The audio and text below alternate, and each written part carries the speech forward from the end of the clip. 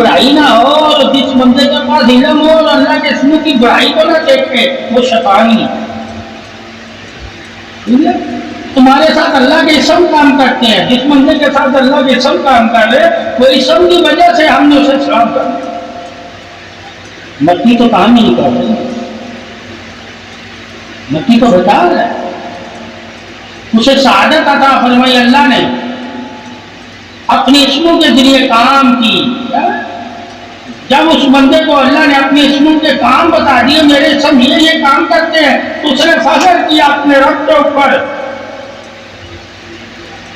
شیطان کو مٹی کے کام معلوم تھے، اسموں کے کام ہی نہیں معلوم تھے، کہ بندے کے ساتھ اسم کام کرے جو اللہ کا دوست جو مومن ہوتا ہے اس کے ساتھ اللہ کا اسم کام کرتا ہے۔ مٹی کے ساتھ اللہ کا اسم نہیں کام کرتا، بندے کے ساتھ۔ جب بندے کو ولی نے اسموں کی عظمت ہی نہیں بتائی تو وہ ولی بھی نہیں ہے۔ وہ اللہ کے بندوں کو اللہ اپنا اسم دیتا ہے، وہ اسم کے ذریعے ایک دوسرے کی مدد کرتے ہیں۔ کبھی کسی ولی نے خود سے مدد ہی نہیں کی، جس بندے نے کبھی خود سے مدد ہی نہ کی ہم اس کی تعریف کیوں کر رہے ہیں؟ تاکہ اللہ نے اسے پسند کیا تھا تو اسم دیا مدد کے لیے اسم اسی لیے دیا تاکہ یہ تعریف والوں میں شامل ہو جائے۔ جب ہمیں پتہ چل گیا اللہ ہی چاہتا تھا اسے تعریف والوں میں شامل کرنا، اللہ نے اپنی چاہت کا اظہار کیسے کیا کہ اپنا اسم دے دیا اسے کہ تاکہ تو اسم کے ذریعے تعریف والوں میں شامل ہو جائے۔ اور جب اسم کے ذریعے ہم تعریف والوں میں شامل ہو جائیں گے تو ہمیں کیا ہوگا؟ اللہ کا احسان یاد آئے گا کہ اللہ جس پہ احسان کرنا چاہتا ہے اسے انعام والوں میں شامل۔ یہ ولایت ہوتی ہے، یعنی کہ مومن وہی ہے جو ولایت کا قائل ہے۔ جو مومن ولایت کا قائل ہوگا وہی تو اللہ کی مدد کو اسموں کے ذریعے مانگے گا، اور جن کے پاس اسم ہوں گے ان سے مدد مانگنا اسی کا کام ہے۔ تو اسم کے ذریعے مدد مانگتا ہے نا۔ تو جب اسے پتہ چل گیا یہ اسم ہے اس کے پاس تو میں اس کے ذریعے مدد کروں، تو اللہ پھر کہتا ہے جس کو میں اسم دے دیتا ہوں وہ ذریعہ بن جاتا ہے میری مدد کا، جس کی اس نے مدد کی میں نے اس کی پھر اللہ کرتا ہے کہ جسے میں اسم عطا کر دیتا ہوں اگر وہ کسی کی مدد کرتا ہے تو یاد رکھو اس نے میری طرف سے مدد کی ہے، میں مدد پاؤں۔ ٹھیک ہے، اس وجہ سے اللہ کے ولیوں کو ہم مددگار کہتے ہیں کہ اللہ ان کے ذریعے ہماری مدد کرواتا ہے۔ تو ذریعے کو بھی ماننا مدد کے لیے لازم ہے، ورنہ اللہ کی مدد کی دلیل ہم کہاں سے دیتے ہیں؟ تو اللہ کی مدد کی دلیل اللہ کے بندے ہیں، اور بندوں کی مدد کی دلیل کون ہے؟ فرشتے، اور فرشتوں کی مدد کی دلیل خدا خود ہے۔ اللہ کہتا ہے میرے پھر بندوں کے پاس فرشتے ہوتے ہیں جو ان کی مدد کرتے ہیں، وہ تمہاری مدد کرتے ہیں۔ یہ بھی مدد کرتے ہیں۔ تو پھر اللہ کیا کہتا ہے میں جس کی روزی میں برکت چاہتا ہوں فرشتوں کو حکم دیتا ہوں اس میں برکت کر دو، وہ برکت والی روزی تو میں نے اس کی کی ہے، وہ جب تمہاری مدد کرتا تو میں چاہتا ہوں اس کی برکت سے تم بھی برکت والا بن جا۔ ٹھیک ہے، انکاری نہ بننا، چاہے تجھے نظر آتا ہے لیکن یہ مدد، اس لیے بار بار اللہ کہتا ہے میرے اسموں کے ذریعے مدد مانگا، میرے اسموں کے ذریعے مدد۔ اور پوچھا جائے جن کو تو اسم دے دیتا ہے انہیں کو تو ذریعہ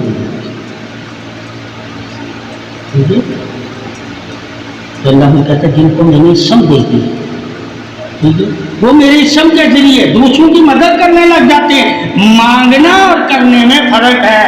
ایک جگہ کہتا ہے اللہ میرے اسموں کے ذریعے مدد مانگو، ایک جگہ جس کو اسم عطا کر دیتا اسے اللہ کہتا ہے میرے اسم کے ذریعے دوسروں کی مدد کر، تو پھر مدد لوگ اسے اپنا مددگار مانتے کہ فلان مراد نہیں. کہاں سے تھا؟ اللہ نے اسے اپنا اسم دیا. اس وجہ سے خود سے وہ تمہاری طرح انسان ہے. ٹھیک ہے؟ خود سے اس کی تعریف نہ کرنا، خدا کے علم سے اسے تعریف کرنا. جب خدا کے علم سے تو اس کی تعریف کرے گا کبھی گمراہ نہیں ہوگا، خود سے تعریف کرے گا تو گمراہ ہو جائے گا. اس لیے کہتے ہیں کبھی خود سے تعریف نہ کیا کرو، علم حاصل کرو تعریف کے لیے. اور جتنی حد علم بتائے تعریف کی اتنی ہی اگلے کی تعریف کیا کرو. تو خود سے تو ہم بھی تعریف کرتے ہیں مدد کرنے والے کی، یعنی کہ کافر ہندو عیسائی سکھ بھی مدد کرنے والے کی تعریف کرتے ہیں، مگر خود سے کرتے ہیں. مومن خود سے تعریف نہیں کرتا، اللہ کے علم سے تعریف کرتا ہے. اور جتنی اللہ نے علم میں اس کی تعریف لکھی ہے اتنی ہی تعریف کرے گا. کہا اللہ نے اس کے تعریف کتنی لکھ دی ہے؟ کہا جو اللہ کا اسم اللہ کے ساتھ کام کر رہا ہے وہی تو اس بندے کے ساتھ اتنی تعریف لکھ دی کہ اپنے ساتھ تعریف. اب اللہ کے ساتھ اس بندے کی تعریف کرنا علیحدہ کرو گے، اللہ کو بھول جاؤ گے تو کفر کا بیٹھو. تو تعریف کسی بندے کی جب کرو تو اللہ کو یاد رکھو، میں اللہ کی وجہ سے اس بندے کی تعریف کر رہا ہوں. اللہ نے اسے تعریف کے قابل بنایا ہے تو اس لیے میں تعریف کر رہا ہوں. اگر اللہ ہی اسے تعریف کے قابل نہ بناتا تو میں کبھی اس کی تعریف نہیں کرتا. یہ تعریف کے پہلو ہے علیحدہ.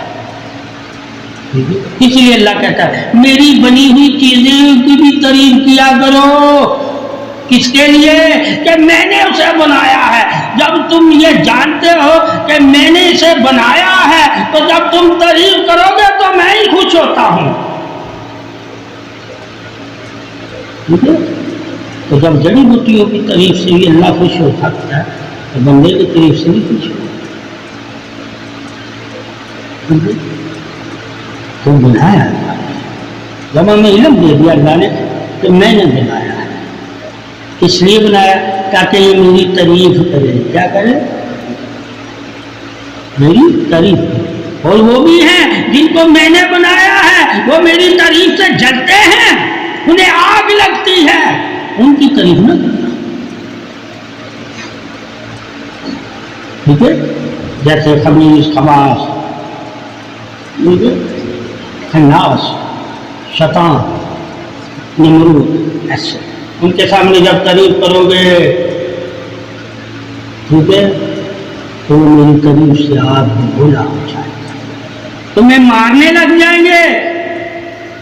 تو ایسے لوگوں کی تعریف نہ کرو جو میری تعریف کی وجہ سے تمہارے دشمن ہو جائیں.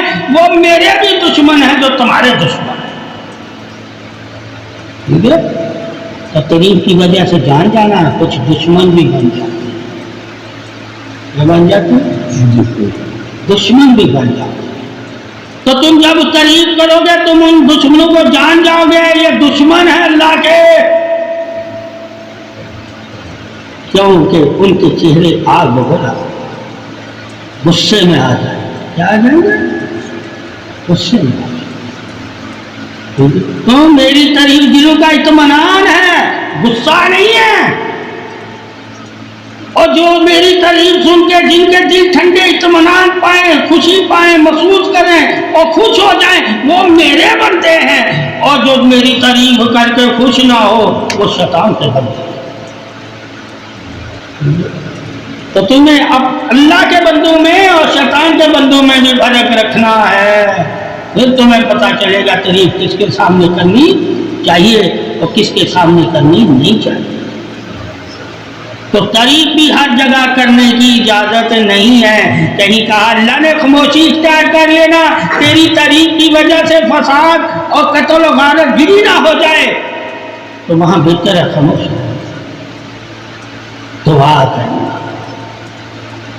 دعاؤں سے بھی اللہ دل بدل دیتا ہے. جہاں تمہاری زبان یعنی علم کام نہ ہے وہاں اللہ تمہاری مدد کرے گا دعا کے ذریعے. تو دلوں کو دعا کے ذریعے بدل دے گا جس کا چاہے گا. تو دعا چاہت پہ چھوڑی جاتی ہے، اللہ کی رضا پہ کہ جس کے لیے مرضی منظور کر. اس لیے آپ صلی اللہ علیہ وسلم جہاں دکھی ہوتے تھے دعا کر دیتے تھے. کیا کر دیتے تھے؟ دعا. تو جب بھی دکھی ہو دعا کیا کرو اللہ کے آگے. اللہ اس دعا کی وجہ سے تیرے دل کو سرسبز کرتے. نفرت نہیں تیرے دل میں کبھی ہوتا. ٹھیک ہے؟ نفرت تمہارے دل سے نکالتی کون ہے؟ کہا دعا نکالتی ہے، کیونکہ نفرت والے کی دعا اللہ قبول نہیں کرتا. جو اس کی مخلوق اور اس کے بندوں سے بدزن ہو وہ بھی منافق ہی ہوتا ہے اور ان کی دعائیں بھی قبول نہیں کرتی. اللہ کہتا ہے میری مخلوق اور میرے بندے یعنی انسانوں سے محبت ہو تو میں نے اسے بنایا، چاہے وہ جنت میں جانا چاہے وہ جنت میں جانا، دونوں ہی محبت کے لائق ہیں. ایک محبت کو مان رہا ہے ایک محبت کو مان نہیں رہا. فرق رکھنا بات مگر میری مخلوق کی طرح اگر دیکھو گے تو میں دونوں کی دیکھتا ہوں. جو ماننے والا اسے بھی میں ہی دے، جو نہیں مان رہا. تو جب تیرے پاس مانگنے آئے تو تو نے بھی فرق نہیں کرنا. اگر مانگنے والا ہے بھوکھا یعنی کہ اللہ کو ماننے والا بھوکھا تیرے پاس تو تو اسے بھی کھلا دے. اور جو اللہ کو نہیں مانتا اور بھوکھا ہے تو اسے بھی کھلا دے. تیرا رب ایسا ہے تو بھی ویسا ہی کرنا جیسا رب کرتا اپنی مخلوق سے محبت ویسی ہی کرنا. کوئی ایمان لائے یا نہ لائے تیرا کام ہے مدد کرنا. کیا کرنا؟ تیرا کام ہے.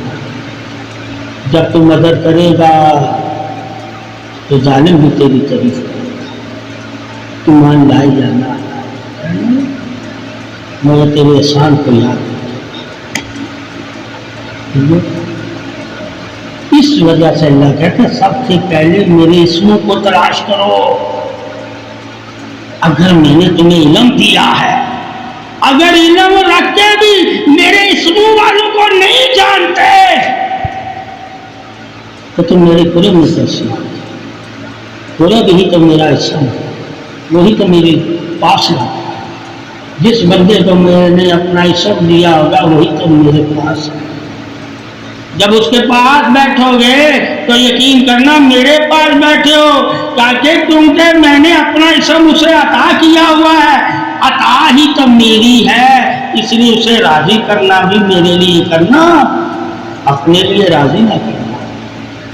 اس لیے کہا اللہ والوں کو راضی اس لیے نہ کیا کرو کہ وہ خود سے خوش ہوتے ہیں، اس لیے کہ خدا خوش ہوتا ہے، کہ اللہ خوش ہوتا ہے. اس لیے میں کسی ولی کو راضی رکھتا ہوں کہ اللہ خوش ہوتا ہے. اس کے علاوہ کوئی خوشی نہیں. کسی اور کے لیے خوشی سے مت کرنا، میری خوشی کے لیے اسے خوش رکھنا اور میری خوشی کو ہی اپنی خوشی سمجھنا. اور اللہ والے کو بھی یہی حکم ہے کہ تو بھی میری خوشی کو ہی اپنی خوشی سمجھنا. اگر میرے لیے کوئی تجھے خوش کر رہا ہے اسے سمجھنا ٹھیک ہے کہ یہ واقعی اللہ کی طرف سے خوش ہے. اگر کسی اور مقصد میں تمہیں خوش کر رہا ہے تو اسے کم ہی نہ سمجھنا یہ اللہ کے لیے تمہیں خوش کر یا اپنے مطلب کے لیے تمہیں خوش. تو خوش رکھنا بھی اسم سے ہے، خوش رہنا بھی اسم سے.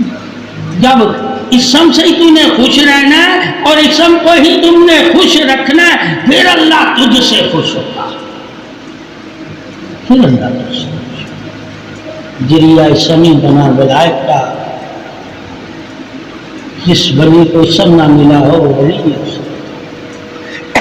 جسم انسانیت ولایت نہیں، یہ تو مٹی ہے، مانت ہے اس میں چلتا ہے.